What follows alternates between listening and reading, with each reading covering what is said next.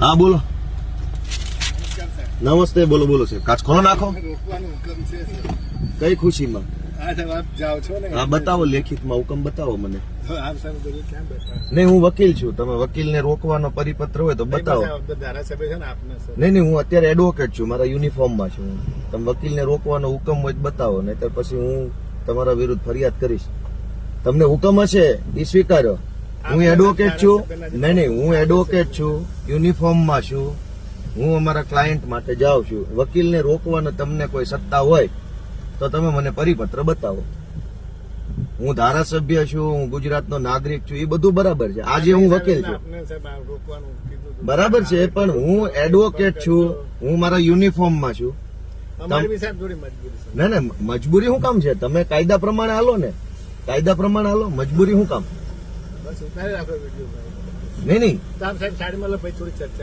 નહીં, તમે મને પરિપત્ર બતાવો કે એડવોકેટને રોકવાનો તમને સત્તા મળેલી છે. તમારા સાહેબને પૂછી લો કે એ યુનિફોર્મમાં આવ્યા છે. તમે એને પૂછો, યુનિફોર્મમાં છે, એડવોકેટ છે, ક્લાયન્ટ માટે, અમારા ક્લાયન્ટ માટે હું જાઉં છું.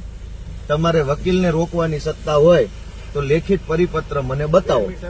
એ 2 કલાક ઉભા રહીએ. હાલો હાલો હાલો હાલો.